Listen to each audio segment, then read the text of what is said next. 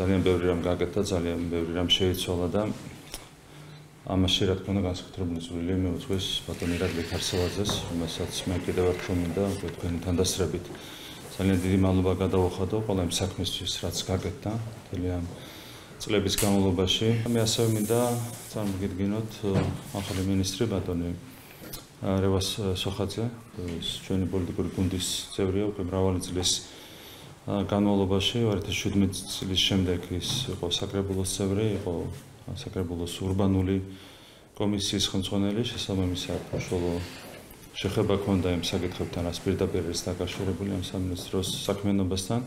გარდა ამისა, ბატონი რევას იყო სამგორის დეპუტატი და მიუხედავად იმისა, რომ მას არ ჰქონდა უშუალო აღმასრულებელი ბერგედები, არ წარმოადგენდა აღმასრულებელ ხელისუფლებას, მისი ლიდერობით, ასე ვთქვათ, უამრავი რამ გაკეთდა სამგორის რაიონში, რაც არის ერთი კარგი მაგალითი, რომელიც წარმოაჩენს იმას, თუ როგორი ენთუზიაზმით ემსახურება ბატონი რევას მთელი ამ წლების განმავლობაში ქვეყანას და ემსახურება იმ საქმეს, რომელიც მას ჰქონდა ჩაბარებული ამ წლების მანძილზე და დარწმუნებული ვარ, რომ ინფრასტრუქტურის სამინისტროშიც ის ხდება ძალიან წარმატებული ხელმძღვანელი და წარმატებით გააგრძელებს ყველა იმ საქმეს, რომელიც არის დაწყებული.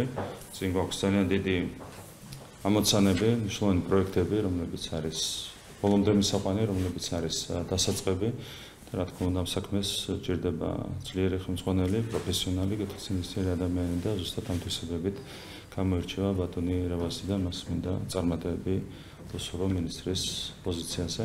თითოეული განხორციელებული პროექტი ეს არის კონკრეტული ადამიანების, ჩვენი თანამოქალაქეების გაუმჯობესებული არამხოლოდ ინფრასტრუქტურა, არამედ აუცილებლად ახალი შესაძლებლობები, რაც ჩვენი ერთ-ერთი მთავარი ამოცანაა და ამიტომ არის ჩვენი გუნდი სწორედ წარმატებული, რომ ეს მიდგომა არის და პროფესიონალიზმი არის ის აუცილებელი თვისება, რომელიც არამხოლოდ განმახორციელებელ გუნდს, არამედ თელ გუნდს გააჩნია და დიდი მადლობა თქვენ ამისთვის და თქვენი ხარდაჭერა მნიშვნელოვანი იყო. და მადლობა გადავუხადო კიდევ ერთხელ ბატონ პრემიერ-მინისტრს, ძალიან დიდი პასუხისმგებლობაა ეს ჩემთვის. ასევე დიდი მადლობა ბატონ ირაკლის და მთლიანად სამინისტროს. ჩვენი ამოცანა არის, რომ გავაგრძელოთ ეს საქმიანობა კიდევ უფრო აქტიურად, ის ამოცანები, რაც არის დასახული, შევასრულოთ კეთილსინდისიერად და ვემსახუროთ ჩვენს ქვეყანას. მე ამისთვის მზად ვარ, თავი არ დავზოგო ამ მიმართულებით.